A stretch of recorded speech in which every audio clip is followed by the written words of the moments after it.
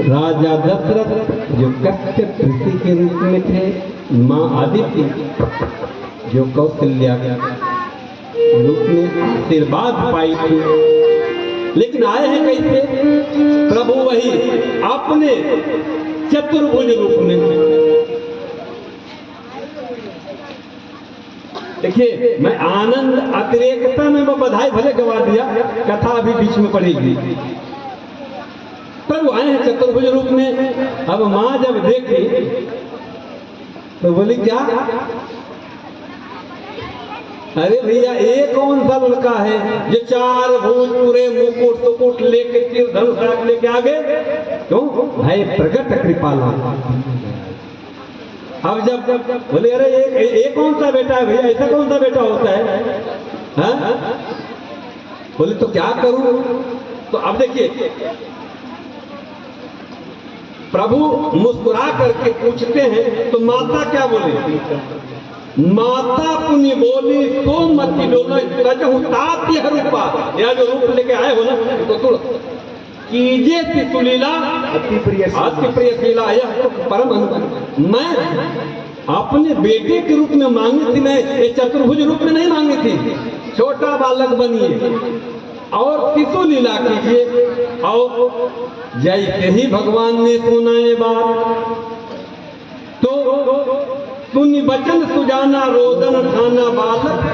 अब प्रभु छोटा बालक लगे रोने, इतना रोए इतना रोए इतना रोए कि हमें नहीं बचा।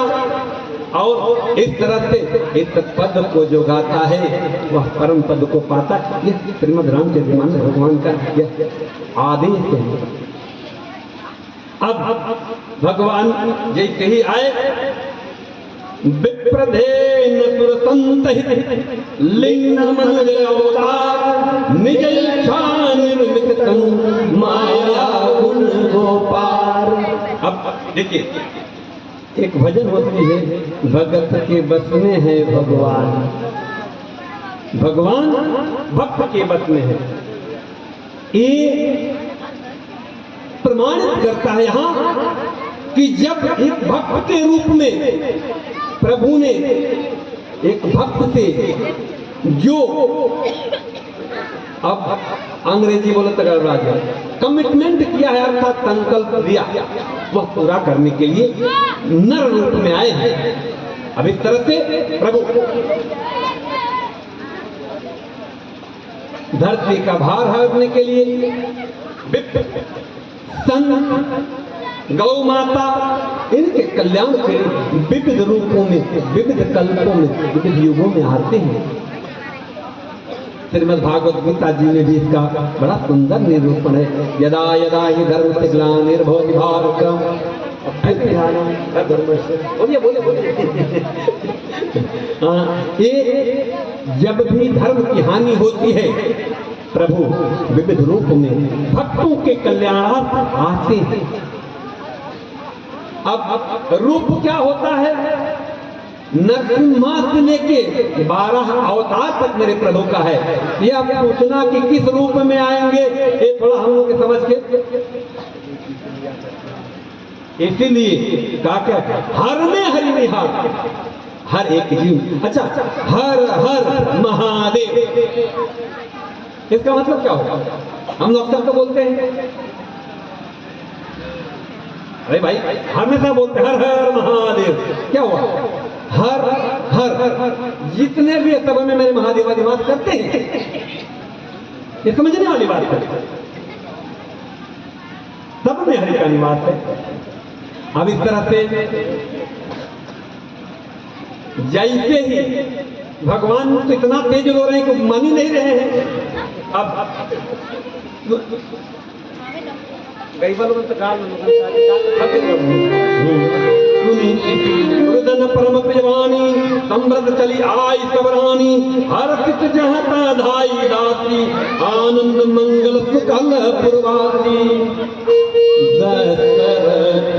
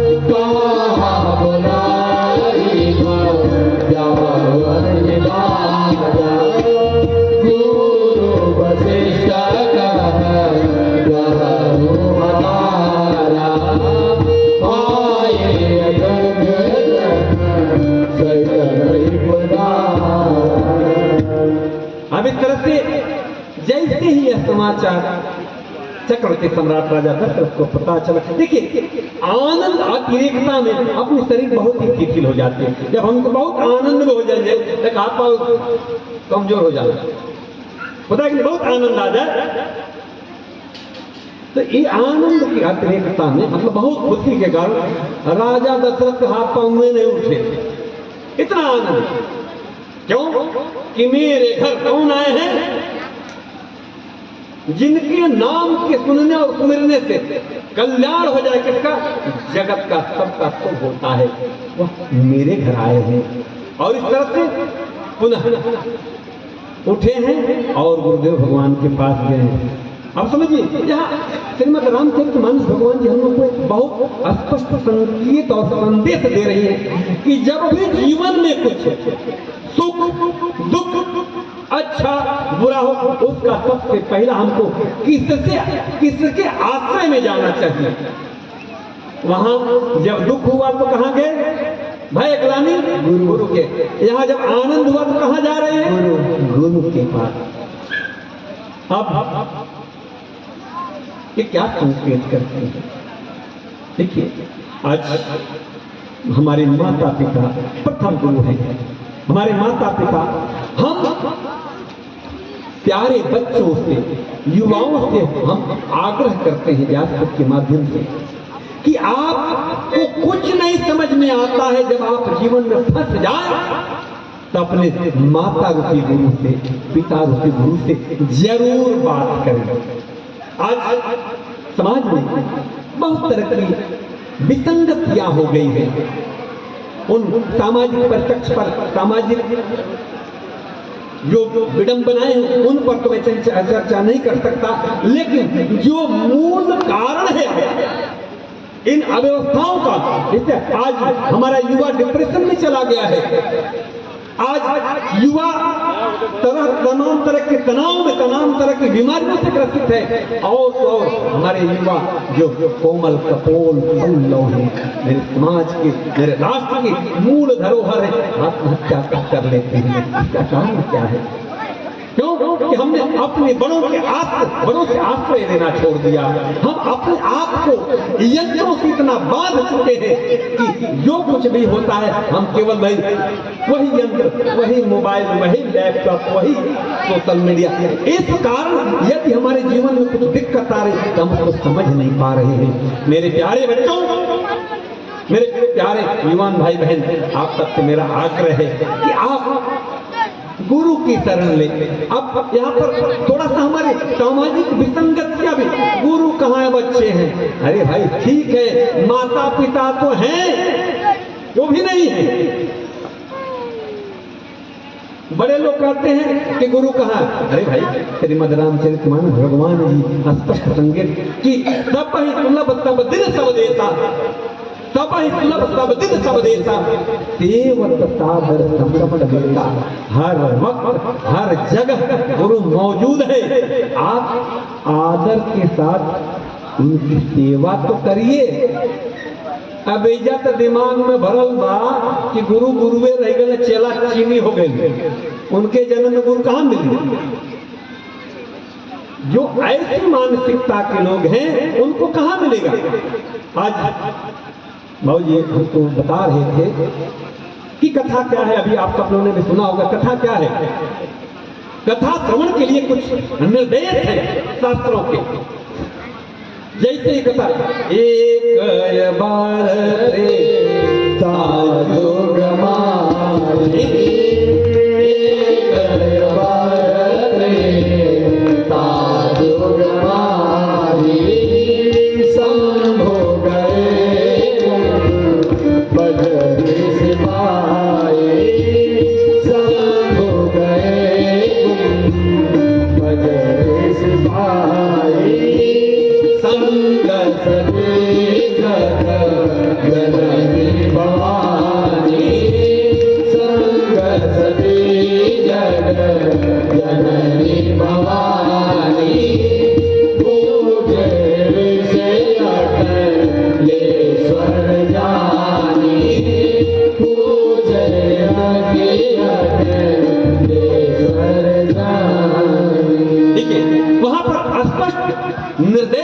है कि मां सती भगवती उस कथा को अपना भक्त जान करके नहीं सुनी है।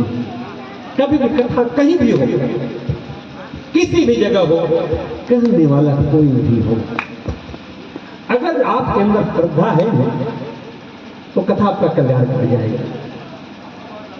इसका सबसे बड़ा प्रमाण सुत जी जब कथा कहते हैं तो सौनक ऋषि जैसा महात्मा जो हर चीज में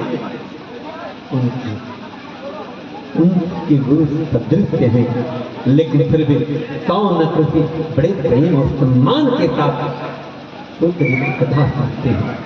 कथा श्रवण की बड़ी सुंदर, जय श्रद्धा संबल रहित, जय श्रद्धा संबल रहित नहीं संतन कर साथ। देखिए इसके लिए शर्त क्या है? श्रद्धा अपने अंदर है, संतों का साथ है,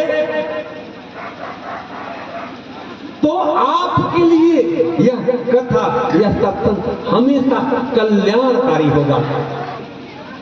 अगर जो ये शर्त आपने पूरा नहीं किया, अगर जो कथा वाचक को आप इस रूप में देखते कि अरे ठीक बा, जानता नहीं,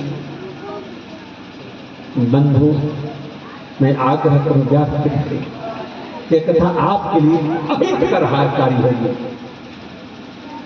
कथा हमेशा श्रद्धा से सुननी चाहिए। देखिए कहीं ना कहीं कुछ ना कुछ तो मिल जाता है भाई, कुछ तो लिया जाए, ठीक है। अब इस तरह से जब हम गुरु के चरण शरण में जाते हैं, जब हम माता पिता, प्यारे बच्चों आप लोगों के लिए मेरा स्पष्ट आग्रह है कि जब भी आप कई समस्या में फंसे तो अपनी मम्मियों से जरूर इस समस्या की बात करें, नहीं तो पता लगे संगतिये से पूछाई का हो का हाल बा, वो नहीं तो गूगल से पूछाई, उल्टे जवाब मिली। पता लगे श्रीनगर आने के लिए लार उससे पहुंचा देंगे, लार से फिर पता शाहजौर होते हुए सलेमपुर घुमा के फिर पहुंचा देंगे सोनाग होते हुए श्रीनगर, जबकि लार उससे सीधे चल जाओ। हमेशा जब आप उपयुक्त जो हमारे लिए हैं उनसे हम प्रश्न करते हैं तो इसका हमारे जीवन पर बड़ा ही सकारात्मक परिणाम आता है।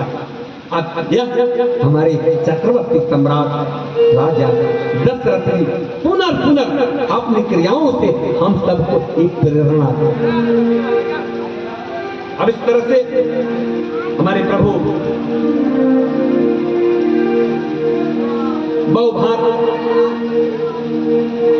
आनंद देते हैं अपने बाल लीला। अब बाल लीला भी प्रभु की गजबे हो। आज आए तो छोटका बचो इतना बड़का गुरु भइल बड़ा कि 2 साल की लड़का खाली मोबाइल देख लिया, दादाजी जो ना निकालते वो निकाल लिए। आप लोग अनुभव किया कि 2 साल के बच्चे को मोबाइल थमा दीजिए, जो दादाजी नहीं निकालेंगे वो नाती जी निकाल लेंगे। ये क्या है भाई? कहाँ बच्चे का बचपन बचा भाई? हाँ माइयों लोग मोबाइल थमा के बड़ा खुश बालों की चला हमारा झंझट छूटा, बापू जी ने बड़ा ठीक बालों की चला झंझट नहीं। ये आपने अनजाने में बच्चे के अंदर एक नशा डाल दिया। आप खाली जो बच्चा छोटा बच्चा कपोल है ना, उसको खाली आप मोबाइल का एडिक्शन दे दीजिए, जैसे ही मोबाइल छीनते सर पटकने लगता है। मैं क्योंकि चिकित्सक में देखा हूं, ये एडिक्शन ठीक नहीं है। आप साक्षात अपने गुरु के साथ रहे, समर्पित रहे। अब इस तरह से हमारे प्रभु मां कौशल्या को फिर से एक बार सीख देते हैं, आनंद देते हैं। क्या कि माँ बड़ा आनंद में है, अपने बच्चे को सेवा शुश्रूषा कर रही है। एक दिन हुआ कि माँ अपने देवघर में, देखिए होता क्या है कई बार अपने घर में सब कोई पता ना चलेगा।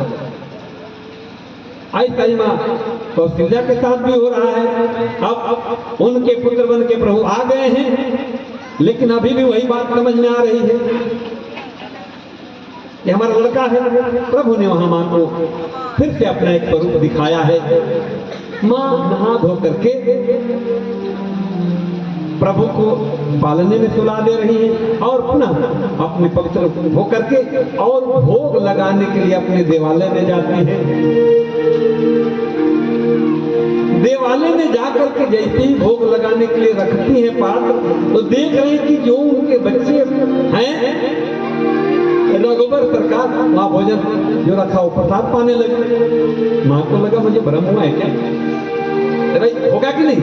अब इस भ्रम के वशीभूत पुनः बोलेंगे अच्छा ठीक है चलो जाती हूँ। वहां देखती हूँ कि जहां हमारे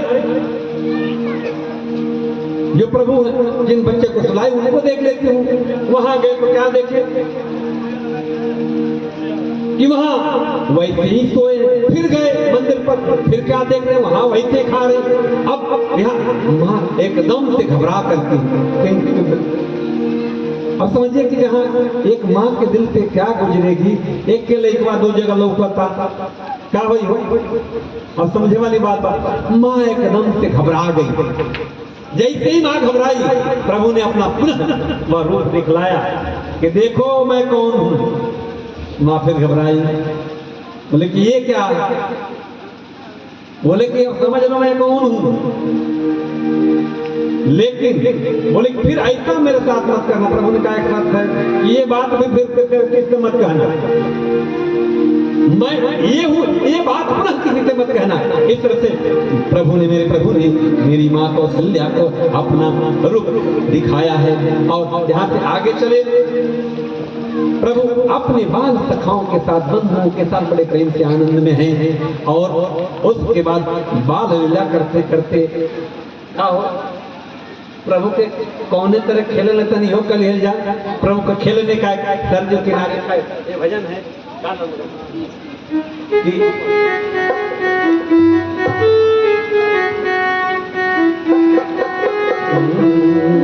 अपने साथी संगाती को लेकर के प्रभु कहाँ सरजू के किनारे जाते हैं।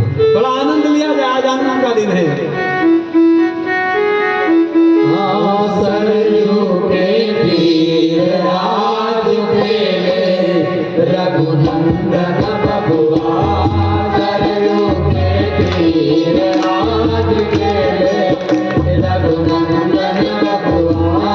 सरजू के तीर आज खेले रघुनंदन बबुआ। ये हो रघुनंदन बबुआ, राम हो रघुनंदन बबुआ। ये हो रघुनंदन बबुआ, राम हो रघुनंदन बबुआ। सरजू के तीर आज खेले रघुनंदन बबुआ। सरजू के तीर आज खेले रघुनंदन बबुआ। बहुत अच्छा है।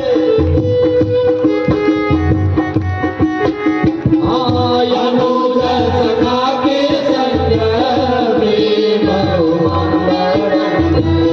अनुज सखा के संग प्रेम मंगल। ताल तरंग संग खेले रघुनंदन बबुआ। ताल तरंग संग खेले रघुनंदन बबुआ। सरजू के तीर आज खेले रघुनंदन बबुआ। सरजू के तीर आज खेले रघुनंदन बबुआ। ये हो रघुनंदन बबुआ, राम हो रघुनंदन बबुआ। ये हो रघुनंदन बबुआ, राम हो रघुनंदन बबुआ। सरजू के तीर आज खेले रघुनंदन बबुआ। सरजू के तीर आज खेले रघुनंदन बबुआ। श्यामल शरीर राधे करदम देव राधे। श्यामल शरीर राधे करदम देव राधे। जलद गंभीर धीर खेले रघुनंदन बबुआ। जलद गंभीर धीर खेले रघुनंदन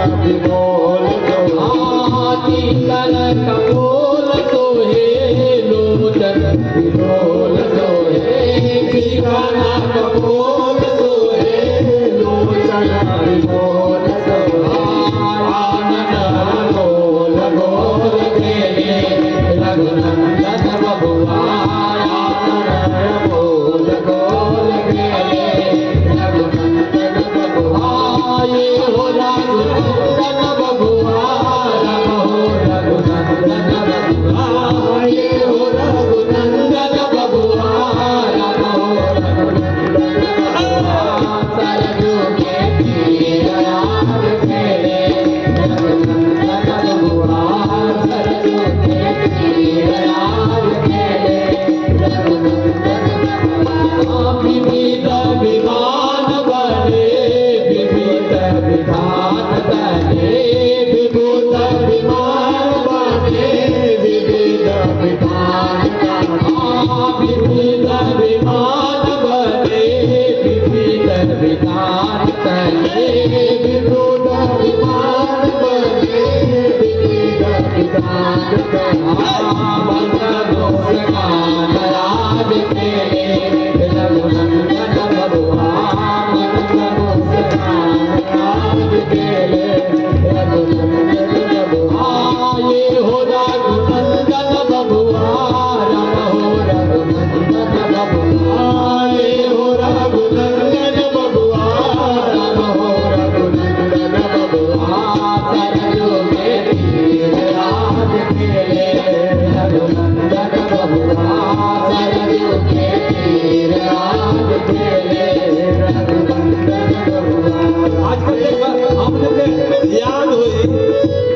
गुल्ली डंडा और आई का कर जाओ चक्का दौड़े एक भोजपुरी में हमने का कर दिला काका भुला गए नहीं हुआ हो दादा दादा अरे और करिया में बांध के फेंकल जाओ भौरा भौरा मतलब हम लोग के समय का एक भौरा एक खेल था और बचपन में वो खेल रहे थे कि उनके घरे साइकिल के कुछ टायर बदला जा लेके दौड़ जगह आज कहाँ गया वो भाई आज कहाँ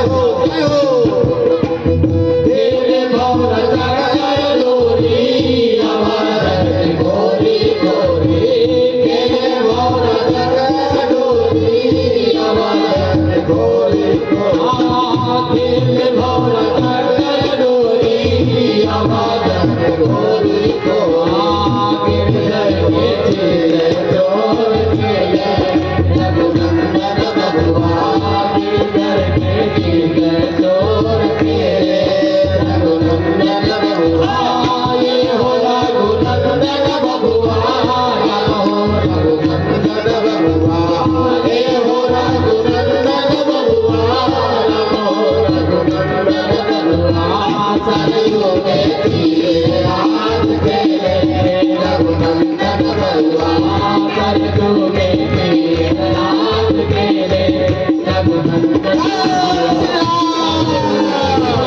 याद खेले रघुनंदन बबुआ सरयू के तीर याद खेले रघुनंदन बबुआ श्याम रामचंद्र की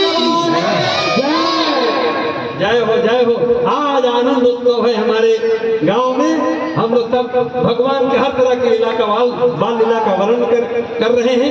देखिए प्रभु आए हैं तो बहुत सारा खेल हुआ है क्योंकि हर अगर जो प्रसंग पर हम चर्चा करें तो एक प्रसंग हम हमारी टीम के साथ लगातार 4 महीने इन्हीं प्रसंगों पे हम लोग आगे कथा नहीं बढ़ पाए, इसलिए हर प्रसंग में से कुछ छूटेगा कुछ पकड़ा जाएगा। तो अब कथा को हम आगे बढ़ाएं। क्यों? अभी देखिए इसके पीछे एक ऐसी घटना घटी कि भगवान सूर्य ठहर गए 1 महीने के लिए, चले ही नहीं। क्यों? कितना देवता लोग वहां आ गए कि उनको देखने का मौके ही नहीं मिले। घटना कुछ भगवान शंकर की है काकभुतुंडी जी के साथ कि भगवान शंकर भी प्रभु के बाल रूप का दर्शन करने के लिए वहां पहुंचे हैं। वहाँ बड़ी सुंदर कथा है, हंसी मजाक की भी कथा है। अब कथा कुछ इस तरह से है कि बाबा कथा सुना रहे हैं, वहाँ पर उन्होंने बाबा ने बोला है कि हे गौरी, मैंने वहाँ आपसे एक चोरी की थी। माँ पार्वती बोली कि क्या चोरी किया प्रभु आपने? आज तो जब प्रभु आए थे तो मैं भी उनके पास गया था। बोले आप कब गए? हमको नहीं बताए। बोले ये तो कह रहा मैंने चोरी किया। बोले फिर? मैं गया, अब वहां गया तो हमारे पास तो कुछ था नहीं भाई। हमने कहा भुसुंडी को साथ ले लिया, चेला बना के दोनों गए। अब गया तो मैं जहां प्रभु थे उसके महल के बाजू में मैं अपना खेल शुरू किया। कौन सा खेल? तो भाई बाबा भोले के पास आज क्या उपलब्ध है? अरे खोपड़ी, हड्डी, ये सब बाबा के पास उपलब्ध है। डमरू उपलब्ध है। जैसे याद करो बचपन में क्या हो, जब कौन खेल होगा तो क्या करे? डमरू आके बज जा, गिड़गिड़ा के सब लोग यही तो होता भी था। यही स्थान है कि आकर के चार लोग घूमते घामते डमरी बजा के यहीं पहुंच जाए और हम पूरे गांव के बच्चे इकट्ठे हो जाए। मदारी का खेल।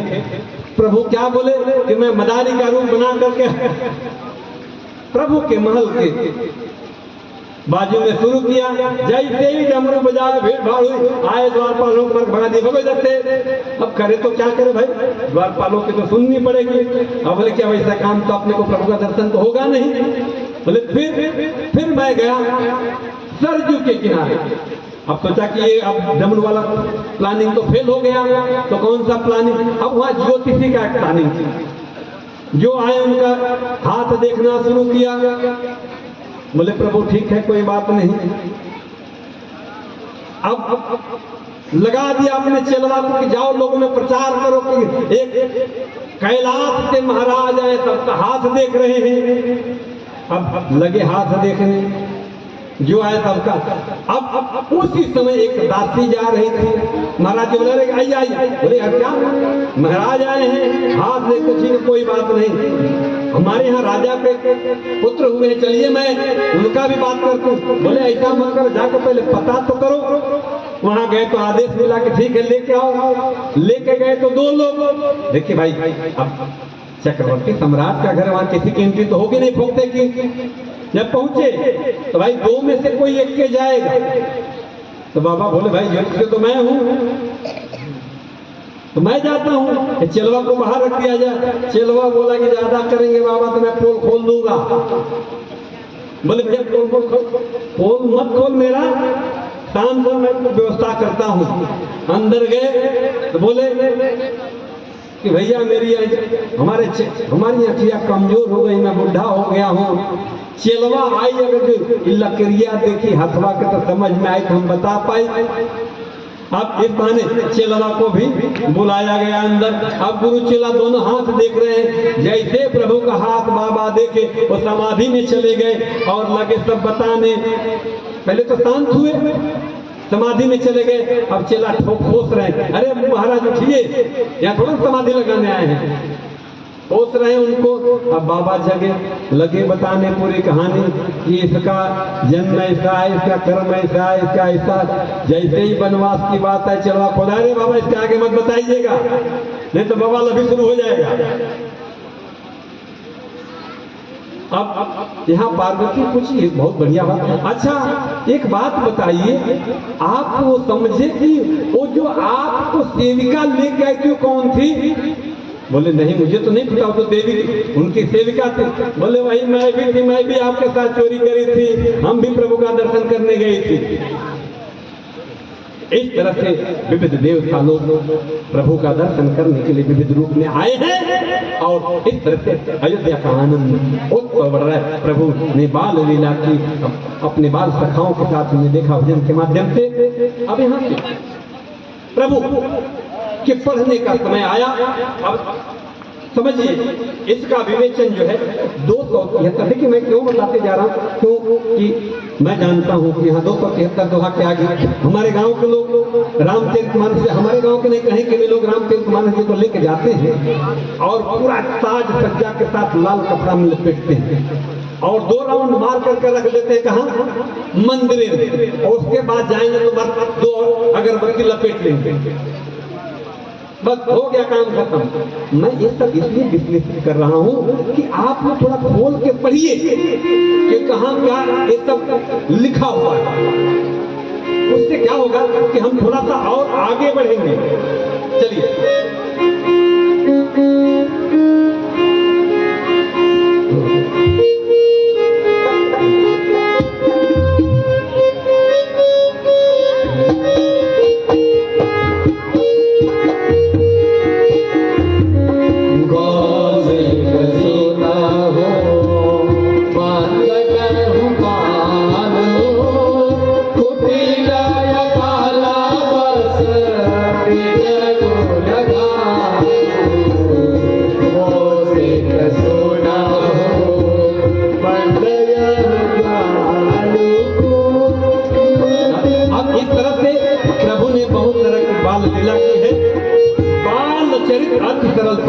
प्रभु ने अपने बाल। अब यहाँ हम सबको आजकल बचवा जब थोड़ा हो जाता है सर तो लपेट के आदमी कहाँ पहुंचा देता, चला नर्सरी में डाल दो। ये व्यवस्था किसने शुरू की थी, कहाँ से शुरू हुई, नर्सरी कहाँ की व्यवस्था है। अच्छा एक बात समझने की है, आज भी मैं अगर जो हिंदुस्तान की सबसे कठिन परीक्षा है तो कौन सी है, यूपीएससी आईएएस। शायद मैं गलत नहीं बोल रहा हूँ, है जो पढ़ने वाले होंगे वो सब बताएंगे। आप सब जरा ये आंकड़े के हिसाब से ये जानते होंगे कि सबसे ज्यादा आईएएस कहाँ से निकलते हैं, कहाँ से, बिहार, यूपी बिहार। अब बिहार की शिक्षा प्रणाली में क्या स्थिति है आज वो, अब तो काजल का स्थिति हमारा पता नहीं कि हमन का जब रहलिया तो बिहार के लेके आपको पास हो गया कि यूपी में चली आओ। अब क्या स्थिति मुझे पता नहीं भाई, हम 40 साल पुरानी बात कह रहे हैं। जबकि वहां इस तरह की शिक्षा जो बेसिक शिक्षा प्रणाली आज भी प्रांतीय शिक्षा प्रणाली है। आज मैं यूपी में जब मैं पढ़ा था, यहाँ का सिलेबस 10वीं का, और जब मैं महाराष्ट्र का 10वीं का सिलेबस देखता हूँ तो मुझे लगता है कि हम लोग के सामने कुछ वहाँ सिलेबस ही नहीं है। इनका मैं देखता था 10वीं का, बोलता था कि यार इतना तो हम लोग सप्लीमेंट्री में पढ़ लेते थे। आज भी शिक्षा प्रणाली में जो अपनी मौलिक शिक्षा प्रणाली प्रादेशिक स्तर पर सर्वश्रेष्ठ है। हाँ, थोड़ी सी व्यवस्थागत असुविधाएं होने के कारण हम इसको एक मतलब उपेक्षित मानते हैं, उपेक्षा करते हैं। अगर जो हम उन प्रणालियों को, गुरुकुल प्रणाली को, जो पहले की प्रणाली है, उनको अच्छे से हम फॉलो करें। आज देखिए यूपीएससी के बच्चों का, मैं कई बच्चों का देखता हूँ इंटरव्यू वगैरह, बहुत सारे ऐसे बच्चे हैं जो कोचिंग में नहीं जाते, जो टॉप, देखिए इंटरव्यू किसका आता है, वही ऊपर के 10-20 बच्चों का आता है। बहुत सारे बच्चे नहीं जाते, वो बताते उनके पढ़ने की प्रगति बता, क्योंकि यूपीएससी का एग्जाम पूज्य श्री भी दिए हैं आप।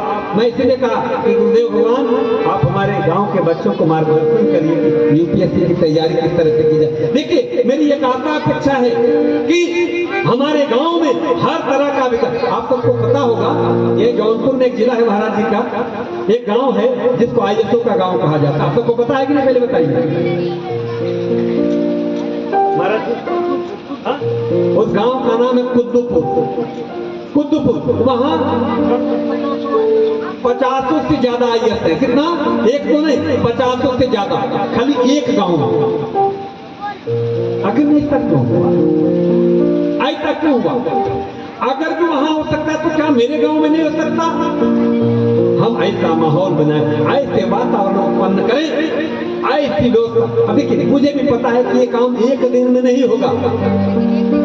मैं अपनी कथा समिति से इस बार जब मुंबई से चला था तभी मेरे मन में ये ऐसी भावना थी कि समिति के लोगों से मैं आग्रह करूं कि इस साल 10वीं में जो बच्चा टॉप करे, 12वीं में जो बच्चा अपने गांव स्तर पर, मैं नहीं कर रहा हूं जिला स्तर पर, गांव स्तर पर जो बच्चा सबसे ज्यादा नंबर पाए, उसके लिए कापी किताब की व्यवस्था समिति करे।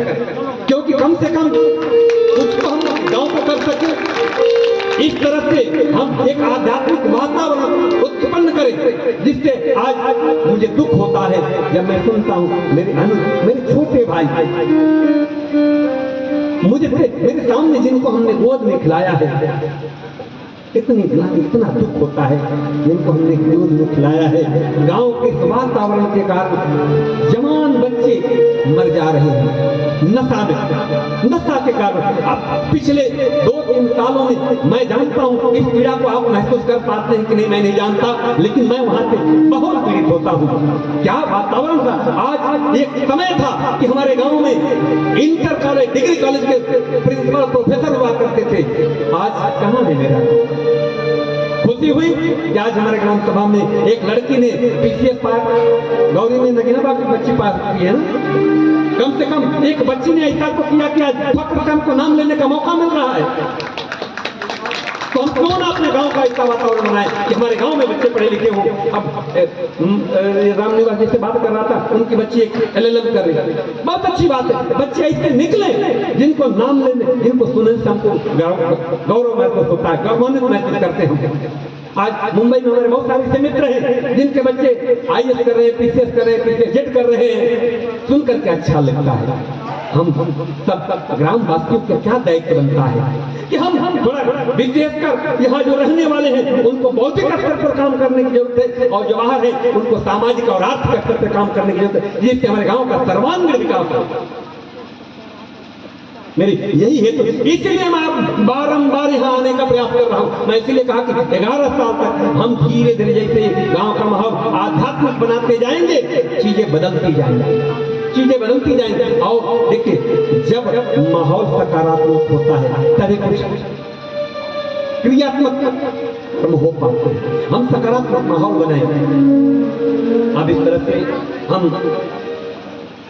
यह चीज हमको कहाँ सीखने की बात है। भय कुमार जब वही सब भ्राता, दिन न जने गुरुपित माता, गुरु गए पढ़न रघुराई, अल्पकाल विद्या सब पाई। अब ये कौन है? जगत पिता है, इनके लिए कौन सी चीज?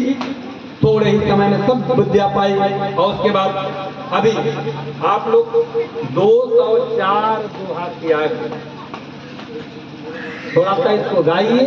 और एक क्या क्यों गा रहा हूं बता देता हूं, विशेषकर मैं जवान बच्चों के लिए, अल्पवयीन और बच्चों के लिए कि किस तरह से हमको जीना चाहिए, प्रभु भगवान किस तरह से जिए हैं।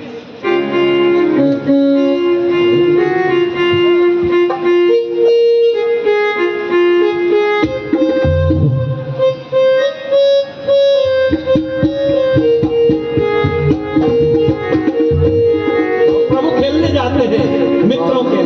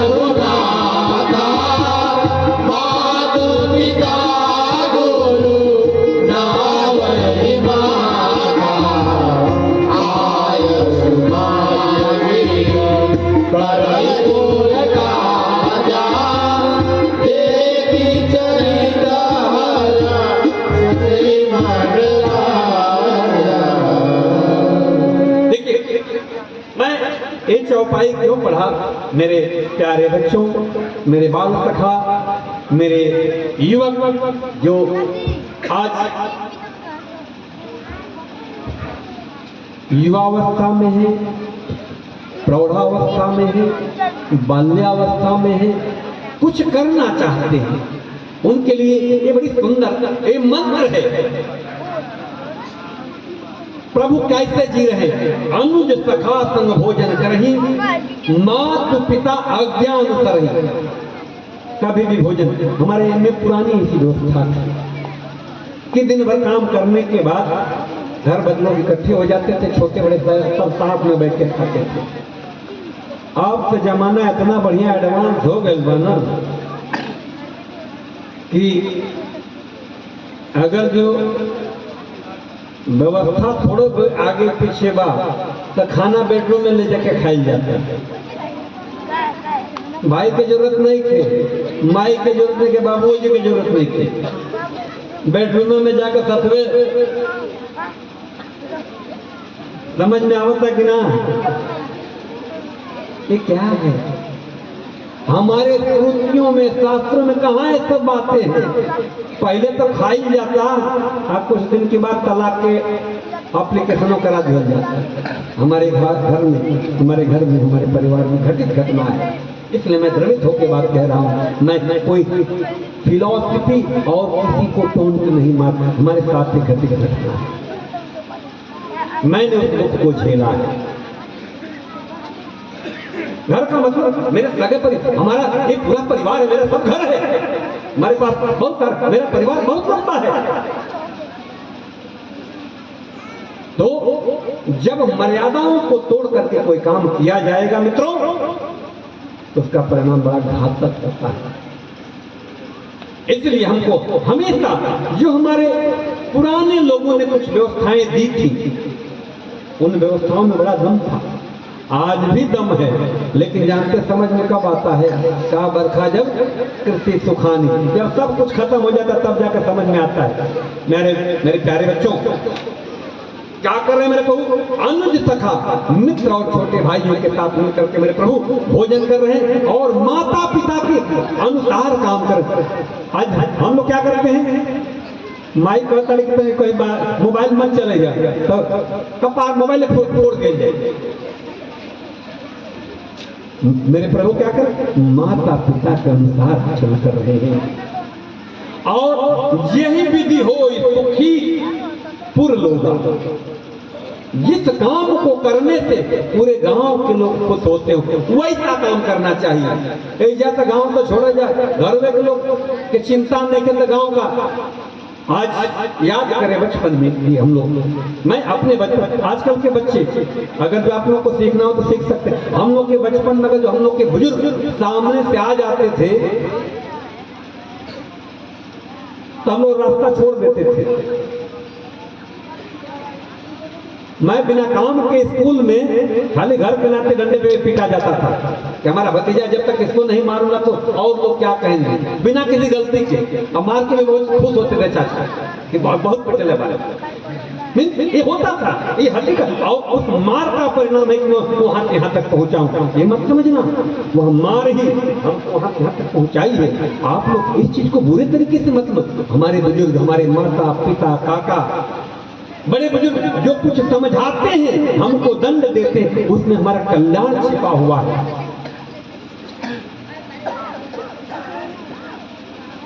कुछ कहल चाहता ना, कुछ कहल चाहते हैं ना, हमेशा बोलते हैं श्री राम के कौन बोलते मातु पिता प्रभु के वाणी दिन विचारे देर रात क्या है बाबा भाई, एकदम कभी तो लोग अगला दिन सुन ले तो कहे कि खुदे चल समझना अपने बाप के अनुसार, एकदम देर रात लगा। मातु पिता प्रभु गुरु के वाणी बिन विचार करिए शुभ जानी। कल देखिए मेरे कसौटी पे कोई बचता नहीं है, मेरे कसौटी पे कोई नहीं बचता है। मेरा भाई पिछले साल कह रहा था कि भैया जब आप कथा करते डर लगता है, कहीं ऐसा ना हो कि आप सबको धोना दो। देखिए भाई, ब्याज पे किसी का नहीं होता है भाई, यहाँ ये किसी का ना भाई होता है, ना काका होता है, ना नाना होता है, ना दादा होता है। ब्याज पे टूटता है, जो इसके साथ न्याय नहीं करा तो उठा के फेंक देता है। व्यासाय विष्णु रूपाय व्यास रूपाय विष्णवे नमो वयम ब्रह्मनिधि वासिष्ठाय नमो नमः। एक परंपरा है, ब्रह्मा की परंपरा है, विष्णु की परंपरा है, गुरुदेव वशिष्ठ की परंपरा है। यहाँ न्याय करना ही पड़ता है। अब यहाँ पर जिस हमको कौन सा काम करना चाहिए जिससे अपने गांव नगर के लोग खुश हों। आज माहौल बिगड़ा हुआ है। जरूर जरूर हाँ, देखिए कथा में जो लोग सहयोग कर रहे हैं उनका जरूर नाम लिया जाना चाहिए, उनका सम्मान किया जाना चाहिए। इसके पीछे कारण क्या है? अभी तक मेरा गांव अभी इतना पुष्ट नहीं हुआ है जो कथा के महत्व को समझ सके, जितना हमारे गांव का लोग नहीं, क्योंकि इस क्षेत्र में मुझे लगता है कि कथाएं बहुत कम होती हैं। होती भी हैं तो जिले लेवल पे होती है, वहां कौन जाएगा भाई? यूट्यूब पे तो ऐसी ऐसी कथाएं सुनते हैं कि बस मैं कोने में ढेर भगवान लोग सुन। तो इसलिए अभी प्रेरित करने की जरूरत है। अभी प्रेरित मुझे कुछ ऐसी बातें सुनने को मिली है जिनको मैं व्यासपीठ से नहीं कर सकता। मेरी एक कल बहन आई थी, वो किस श्रद्धा से आई थी, मुझे मैं खुद हतप्रस्त और आनंदित भी हूँ। है नहीं, ऐसा नहीं कहा जा सकता। मेरे गांव में बड़े श्रद्धालु लोग हैं। मेरी बहन आई है, जीजा जी भी आए हैं, ये श्रद्धा है। कहाँ से आए हैं? अब यहाँ से वो बेचारे हो सकता है कि एक मेरा भाई वो सलेमपुर से देवरिया से भाग के आता है, परिवार से लेके आता है। श्रद्धा हमारे गांव में है।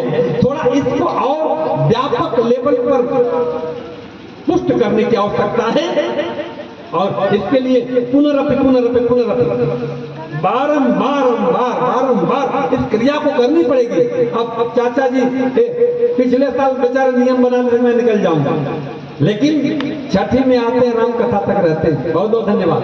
ऐसा अगर कोई है तो मैं समिति से आग्रह करता हूँ कि आप लोग आदेश है, आप लोग खड़े होकर के एक मर्यादा के साथ करिए, फिर मैं कथा में आगे प्रवेश करूंगा। कथा को बीच में रोकने के लिए आयोजक मंडली क्षमा चाहती है। इस कथा के सहयोग में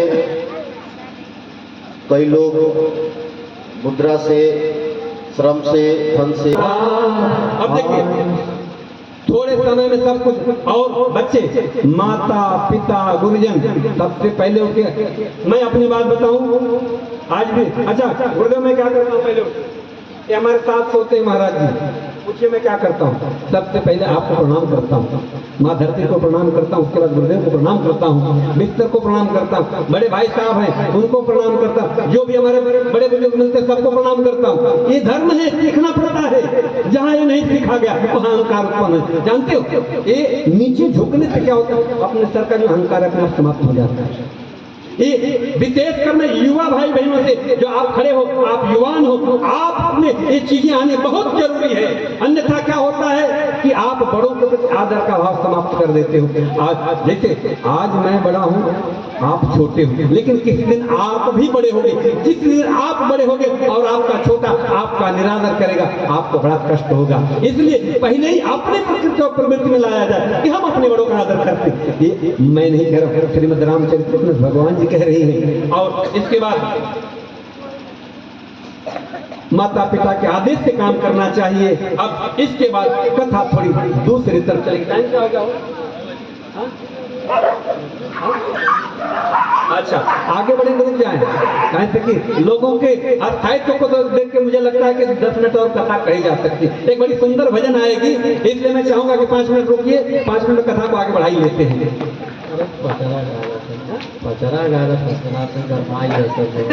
ठीक है, आई रही हो उसी भाव में आएगा। अब देखिए यहाँ पर प्रभु जैसे ही अपना बाल भी पूरा करते हैं उसी समय घटना घटती है। क्या घटती है कि विश्वामित्र महामुनि ज्ञानी बसहि विपिन प्रभु आश्रम जानी।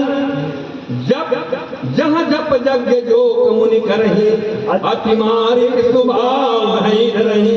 देखत यज्ञ निशाचर धामहि करहि उपद्रव मुनि दुख पावहि।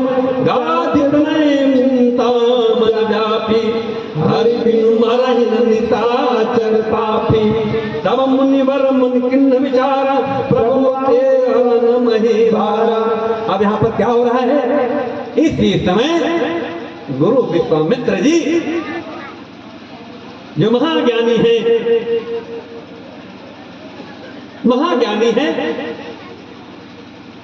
जब ही यज्ञ शुरू करते हैं, अभी सुना आपने रावण ने पूरे निशाचरों को भेज दिया था, यहीं पर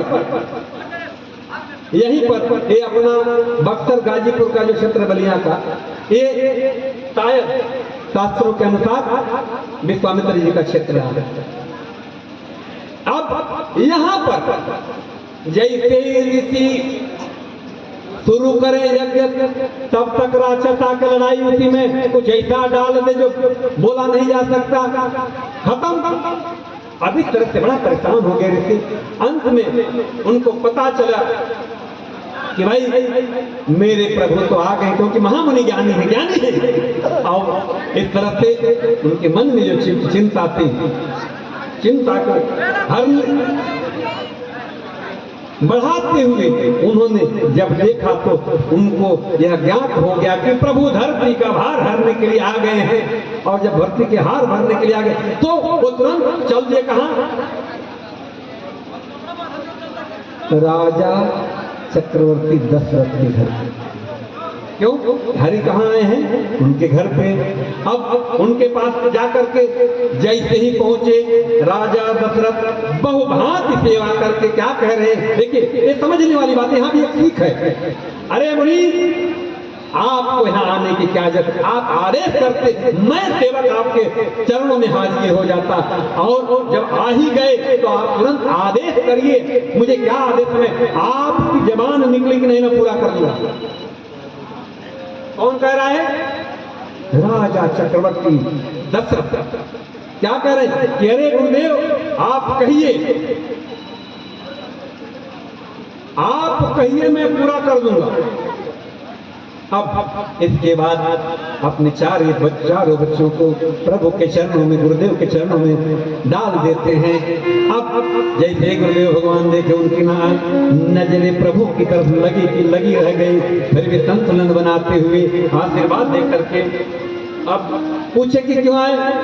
तब मन हर्ष बचन कहराऊ, मुनि हत कृपा न किन्हीं काहू, यही कारण आगमन तुम्हारा, कहूँ तो करत न लाव बारा। आप कहिए, पूरा करने में देर नहीं लगाऊंगा। अब देखिए, अब यहाँ से गा सकते तो गा लीजिए। असुर समूह सतावह मोहि, मैं जाचन आयत को ही, अनुज समेत देव रघुराया, निश्चर बद मैं हो सनाता। अर्थात मैं आपके पास एक दुख लेके आया हूं। निश्चर हमें यज्ञ करने के लिए नहीं दे रहे हैं, इसके वजह से हम अनाथ पड़े हुए। आप अपने रघुनाथ को उनके छोटे भाई के साथ दे दीजिए कि जिससे हम सनाथ हो जाए। देखिए, जीव संत हो, महात्मा हो, ऋषि हो, ज्ञानी हो, तब तक अनाथ है जब तक उसके साथ रघुनाथ नहीं है। कोई भी हो। ये बात किस बात से प्रमाण मिलता है कि महामुनि ज्ञानी विश्वामित्र कह रहे हैं कि हो सनाथा। इसका मतलब जब तक उनके साथ रघुनाथ नहीं थे तब तक वो अनाथ थे। जिसके जीवन में प्रभु का समर्पण में, प्रभु चरणों में प्रीति नहीं, समझिए अनाथ है। और वो ही कोई डिप्रेशन टेंशन वाला हो, अरे जब मेरे पिता परमेश्वर पड़े हुए तो मैं क्यों चिंता करूं? देखिए, साल में 2 यज्ञ 3 यज्ञ होता है नाला सोपारा में, बड़ा भंडारा होता है। जो मुंबई से होंगे उनको पता होगा। 8वें दिन तक, 7वें दिन तक, 9वें 10वें दिन भंडारा होता है। 8वें दिन तक कोई आता, चाचा हमेशा आते, पूरा परिवार के साथ सब सहयोग होता है। कुछ आता जाता नहीं है। लड़के बोलते हैं कि चाचा आप ऐसे कैसे बैठे रहते हो, आपको टेंशन नहीं आता है क्या? आ जाए, हमको धमकाते रहते हैं कि कल परसों भंडारा है, इतने लोग आने वाला, तो कोई चिंता ही नहीं। मैं तो चिंता करूं, काम किसका है? अरे माँ भगवती का भंडारा हो जाने, हमको चिंता करें। 9वें दिन तब आकर 10वें दिन काम हो जाता है। बोलता है कि आपका दिमाग क्या है? मेरा दिमाग एक ही है, काम उनका है वो कर लेंगे। समिति के लोग चिंता न करें, काम रघुनाथ का रघुनाथ कर लेंगे, आप खाली लगे रहिए अपने काम पर। हमारे युवा भाई बहन सब सहयोग करेंगे। और जब देखिए मैं बोला ना कि अभी तो चौथा दिन है, 9वां दिन आते आते मेरे सब जितने बच्चे हैं, जो बातों को थोड़ा सा कोई बात हुई है, उस बातों को हम समाप्त करके इस राम के यज्ञ को इस तरह से पूरा करेंगे कि इधर क्षेत्र के लोग देखेंगे किस तरह से काम किया गया। आप लोग केवल सही भाव से राम का काम करिए और छोटी मोटी बातें मन में, हाँ एक बात है कि जो सुना गया अपने शब्दों को संयमित रखा जाए, हमसे कोई ऐसे शब्द न बोले जाए जिससे किसी को ठेस लगे, इस चीज का ध्यान रखें। अब आगे क्या हो रहा है, प्रभु को पा करके विश्वामित्र जी तैनात होने की बात करें। अब अभी क्या करें, अभी समझने वाली बात है। 206 दोहा की अंतिम चौपाई में, चौथी चौपाई में 206 करहूं कहा उसको करत न लाऊ बारा, आप केवल कहिए मैं 1 मिनट भी देर नहीं लगूंगा करूंगा। अब वही 7वीं चौपाई के पहले मात्र कितना, 1 दोहे का अंतर है। क्या कह रहे हैं बोलिए, सुनी राजा अति प्रिय वाणी, हृदय कंप दुति कुमलानी, चौथे बन पायल सुतचारी, विप्र वचन नहीं के विचार। अब देखिए यही होता है, कभी भी हमको भावावेश में, भाव अतिरिक्तता में कोई शब्द नहीं कह देना चाहिए, पहले जांचे विचारे तब कुछ कहें। आजकल युवा भाई बहन अक्सर करके बात कर देते हैं। अब चलिए एक भजन के माध्यम से किस तरह से अपनी बात को कहते हैं, थोड़ा सा आनंद के साथ किस तरह से अपनी बात को राजा दर्शन करते हैं। राघव को मैं न दूंगा,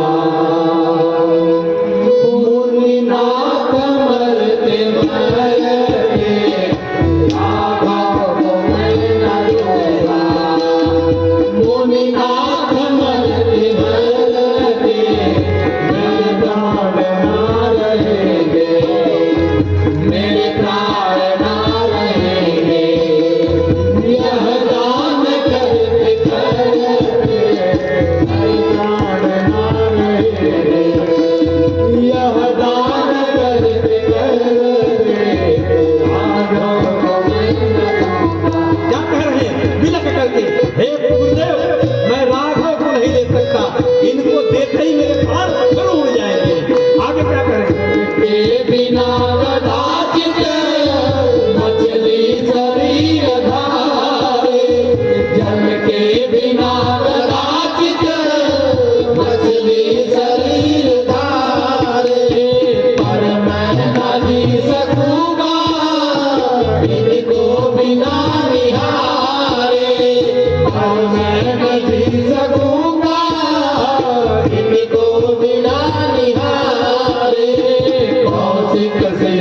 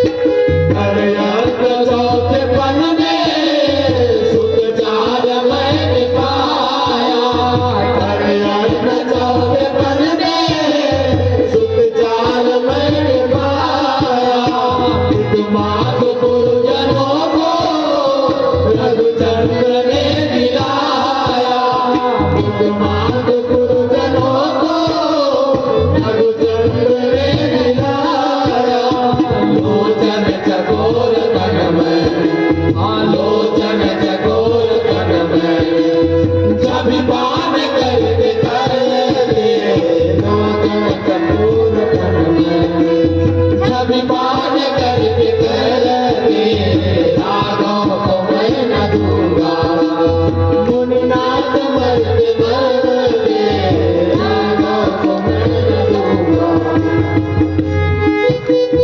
क्या कह रहे हैं? जैसे हैं मेरे प्रभु अयोध्या से निकलेंगे एक और नगर वीरान बन जाएगा गुरुवर। इसलिए एक मंगल की खान है, अगर यहाँ से मंगल गए तो यहाँ मंगल कैसे होगा अवध नगर में? चलते त्रिलोक प्रभु को होगा उजाड़ कौशल। चलते त्रिलोक प्रभु को होगा उजाड़ कौशल। मंगल भवन के जाते संभव कहाँ से मंगल। मंगल भवन के जाते संभव कहाँ से मंगल। सींचे कृपाल कर दो, हाँ सींचे कृपाल कर दो। मृदुपात जलते जलते साधों को मैं न दूंगा। मुनिनाथ मरते मरते रणगाड़ न रहेंगे। रणगाड़ करते करते क्या कह रहे हैं? हे मुनिवर, अगर आप चाहें तो मैं अपना पूरा राजकोट और राम समेत मैं आपकी सेवा में हाजिर हूँ। आप अगर ये मांग लेते मैं अपने बच्चों को ले जाकर के जंगल में ले जाया करता हूँ, लेकिन मुझसे मेरे राम को मत मांगिए। होवे प्रसन्न मुनिवर ले राजकोट सारा। होवे प्रसन्न मुनिवर ले राजकोट सारा। रानी सुतों के संग में वन में करूं उजारा। रानी सुतों के संग में वन में करूं उजारा। ले गोद राम शिष को, ले गोद राम शिष को। सुख मोद भरते भरते राघव को मैं न दूंगा। मुनिनाथ भरते भरते राघव को मैं न दूंगा। क्या कह रहे हैं कि अभी तो मेरे दोनों लाडले अबोध हैं, इतने कोमल हैं, आप राक्षसों से लड़ने के लिए कह रहे हैं, ये कैसे संभव है? हे गुरुदेव, हम पर कृपा कर दीजिए। लड़के है राम लक्ष्मण